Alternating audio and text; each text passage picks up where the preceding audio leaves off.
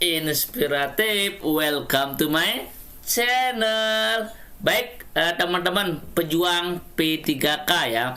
Akhirnya peraturan tentang P3K ini muncul juga. Nah, aturan yang kita tunggu-tunggu ini teman-teman ya, Permen PAN RB nomor 28 tahun 2021 tentang pengadaan pegawai pemerintah dengan perjanjian kerja untuk jabatan fungsional guru pada instansi daerah tahun 2021.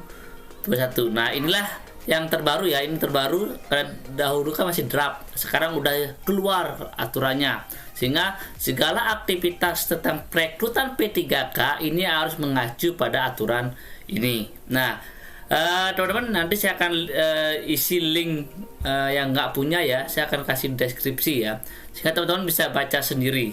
Nah, saya akan mengupas beberapa hal yang menurut saya ini penting untuk teman-teman ketahui. Yang pertama, kita akan langsung ke pasal 17 ya, pasal 17. Kita akan langsung ke pasal 17-nya. Jadi teman-teman silakan untuk di atas silakan dibaca ya. Saya akan langsung ke pasal 17. Pasal 17 ya, ntar dulu, pasal 17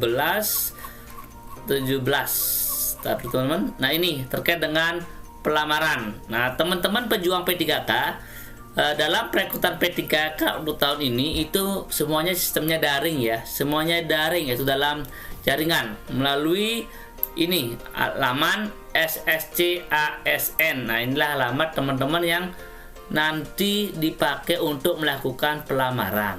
Seperti itu.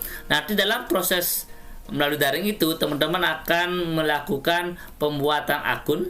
Nah, ini teman-teman akan melakukan pembuatan akun terlebih dahulu, kemudian akan disuruh melengkapi berkas yang dibutuhkan ya, sehingga teman-teman pejuang hanya bisa milih apakah teman-teman akan memilih jalur PNS ataupun P3K-nya. Nah, sementara ini sih untuk guru ini kebanyakan P3K secara umum ya, P3K ya. Untuk PNS untuk mungkin fungsional lain, namun tidak untuk kemungkinan juga ada untuk PNS untuk guru. Nah, itu yang pertama, bahwa teman-teman proses perekrutan ini atau pendaftaran wajib melalui alaman SSCASN itu. Nanti kita akan bahas bagaimana cara masuk ke sana. Itu yang pertama teman-teman yang harus teman-teman ketahui.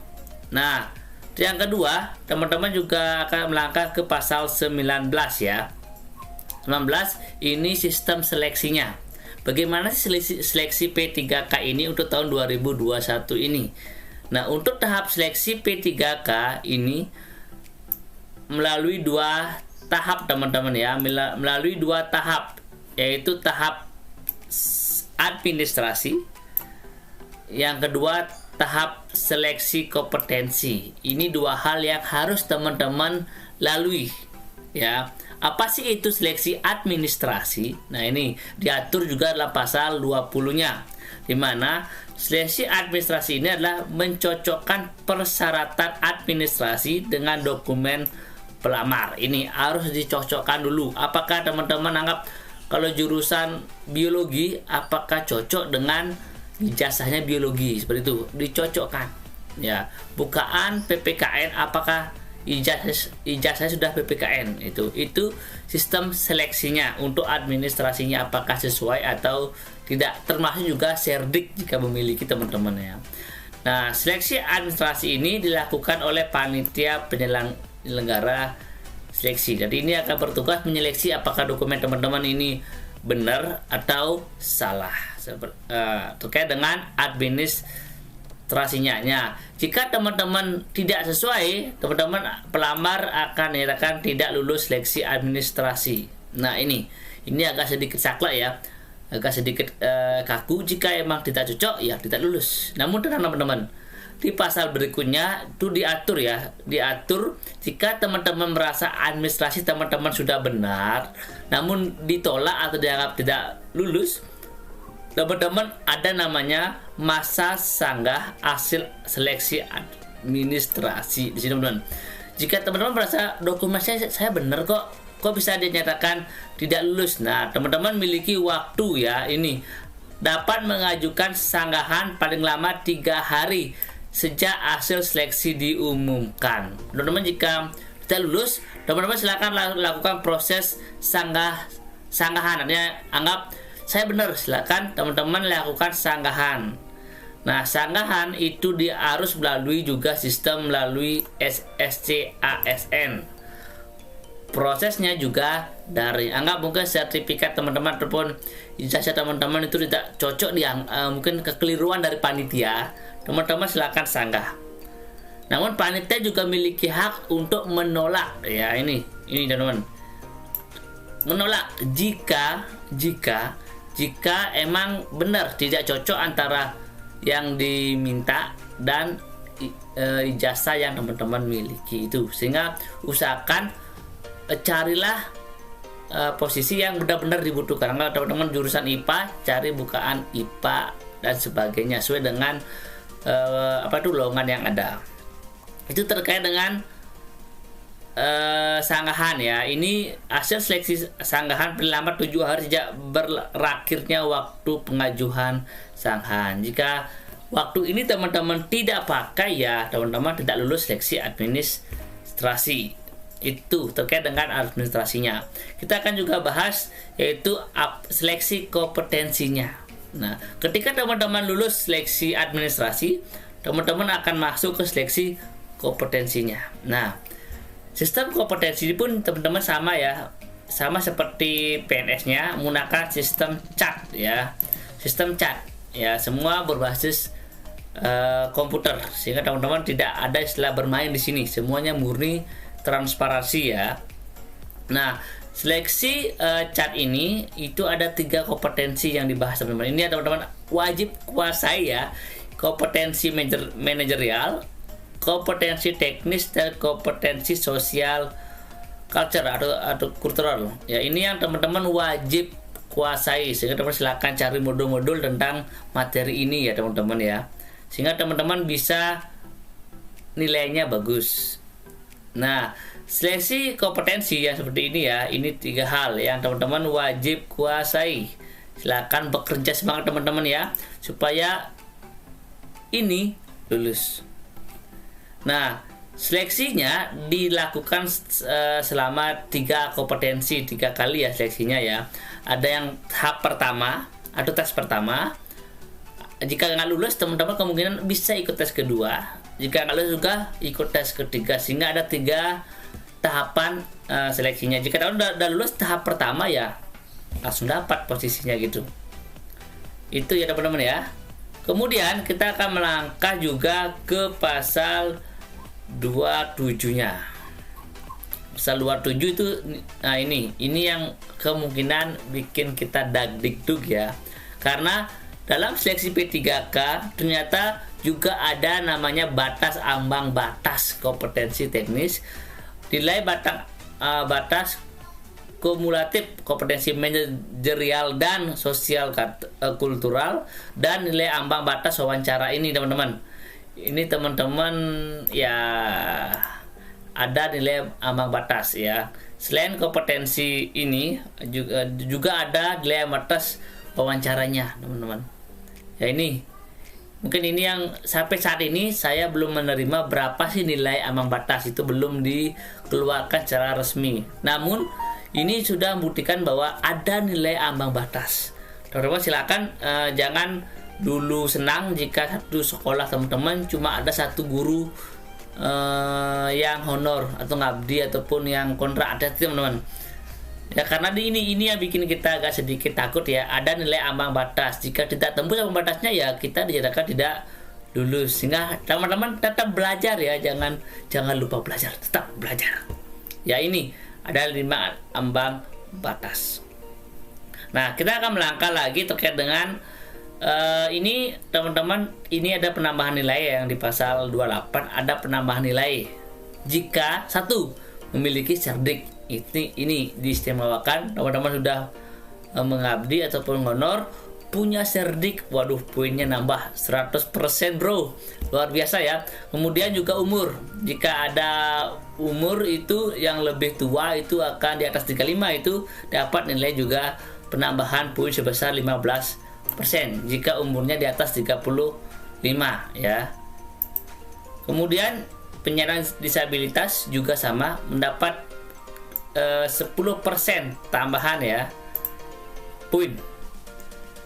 Dan juga kategori 2 yang 3 tahun berturut-turut itu dapat juga 10%. Ini tambahan poin, sehingga teman-teman jika ada bersaing dengan teman-teman yang ini, ya teman-teman kalah poin lagi dikit sih. Kecuali yang punya cerdik itu 100% teman-teman ya. Itu terkait dengan ini. Nah, apa sih itu seleksi kompetensi? Nah, seleksi kompetensi ada 3 ya, 1, 2, dan 3. Seleksi kompetensi 1 hanya bisa diikuti oleh kategori 2 sama guru non ASN yang terdaftar di Dapudik. Ini yang untuk sekolah negeri teman-teman ya. Hanya 2 orang ini yang boleh ikut seleksi kompetensi 1 ya, kategori 2 sama guru non ASN yang terdaftar di Dapudik. Itu aja yang bisa ikut.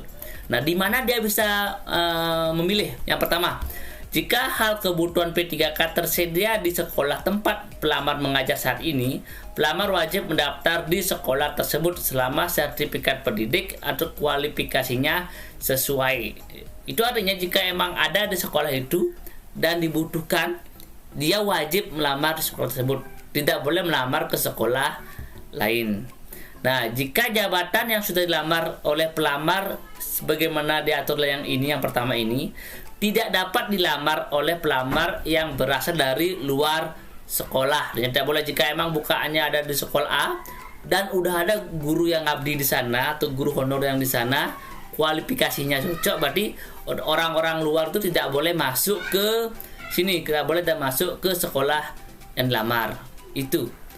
Nah, namun jika di sekolah yang dibutuhkan guru tidak ada yang honor dan tidak ada yang K2-nya, barulah bisa didaftar oleh sekolah lain jika masih tersedia kebutuhannya. Contoh, mungkin di sekolah A ada 2 guru IPA, ada 1 guru IPA namun 2 kebutuhannya, sehingga yang 1 ini tidak boleh direbut, yang 1 ini boleh teman-teman rebut ya, seperti itu untuk yang ada di sekolah luar atau sekolah bukan sekolah tersebut.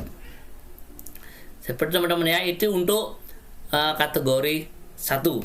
Nah, nanti untuk seleksinya tersebut itu sama, nanti akan diumumkan dinyatakan lulus jika nilai polri memenuhi nilai ambang batas dan peringkat terbaik. Nah, seperti itu. Nilai ambang batas tercapai dan peringkatnya paling bagus, itu yang akan mendapat di sana. Nah, jika ada angka yang sama, anggap di sana di 3 orang mencari, jika ada yang sama nilainya, nanti akan dinilai dari yang ini, nilai kompetensi teknis paling tinggi. Habis itu baru nilai kedua itu yang ini. Nah, jika semuanya sama, berarti yang dipakai adalah ini. Yang terakhir, jika ada kompetensinya sama, itu yang terakhir dipakai usia paling tinggi ya. Jika ada kesamaan, berarti siapa yang lebih tua itulah yang dapat posisinya itu. Itu untuk seleksi yang pertama. Nah, untuk seleksi yang kedua, oke, saya lewatin dulu. Kita langkah ke seleksi kompetensi yang kedua. Ini bisa diikuti oleh berlima ini. Yang pertama, kategori 2 yang tidak lulus tahap pertama, atau guru non ASN yang tidak lulus tahap kompetensi satunya, ataupun guru swasta yang terdaftar di Dapudik, dan yang D adalah lulusan PPG. Ini 4 yang boleh ikut kompetensi 2-nya. Nah, ini teman-teman, ada 4 orang yang akan bersaing di kompetensi 2. Sehingga untuk guru swasta ini cuma boleh ikut di seleksi kompetensi 2 khusus untuk sekolah yang belum terisi posisi gurunya gitu. Jika masih kosong, barulah kompetensi 2 ini ada. Jika semua sekolah itu sudah terpenuhi semua gurunya, ya ini seleksi tahap kompetensi 2 itu tidak akan ada. Namun jika ada sekolah-sekolah yang memang belum ada yang mendaftar ataupun kosong sehingga barulah akan diadakan seleksi kompetensi 2 yang diikuti. Tambahan yang boleh ikut adalah guru swasta yang terdaftar di Dapodik dan lulusan PPG. Nah, sistem seleksinya itu sama seperti yang pertama. Nah, bedanya gini. Bedanya adalah ketika ada yang tidak lulus kompetensi 1, nilai itu juga akan dipakai. Itu akan dipakai juga. Nah, ini yang mana ya? Ini teman-teman, jika ada nanti guru honor yang tidak lulus kompetensi 1, itu akan dipakai juga di kompetensi 2. Ya, nilai tertinggi itulah yang dipakai. Contoh, dia punya di kompetensi 1 dapat nilai 300. Di kompetensi 2 dia dapat nilai 200. Yang dipakai adalah nilai kompetensi 1-nya untuk bersaing di seleksi kompetensi 2 itu. Nah, itu sistemnya. Sehingga teman-teman tetap semangat ya, ini persaingan lumayan ketat jika emang ada kesamaan. Nah, gimana jika seleksi kompetensi 3? Nah, kompetensi 3 ini lebih luas lagi teman-teman ya. Itu terjadi, itu akan muncul ketika emang belum diisi sama sekali. Itu baru akan ada seleksi kompetensi yang 3 yang bisa diikuti lintas instansi seperti itu. Ya, ini. Siapa sih yang bisa ikut kompetensi 3-nya ini? Nah, yang pertama itu sama. K2 yang tidak lulus seleksi 1 dan 2. Non-ASN, guru swasta dan guru PPG. Lulusan PPG ini juga boleh ikut tahap 3. Perbedaannya adalah pelamar dapat memilih kebutuhan P3K di seluruh sekolah di wilayah Indonesia yang belum terpenuhi seleksi kompetensi yang sesuai. Ini teman-teman ya, ini bedanya. Tes kompetensi 3 itu akan ada jika ada sekolah di seluruh Indonesia mungkin belum terpenuhi, barulah ada kompetensi 3. Ini boleh diikuti oleh berbagai wilayah. Ini persaingan nasional jadinya ini. Teman-teman, lebih berat jadinya ya. Nah, untuk nilainya juga nanti sama seperti yang sebelumnya.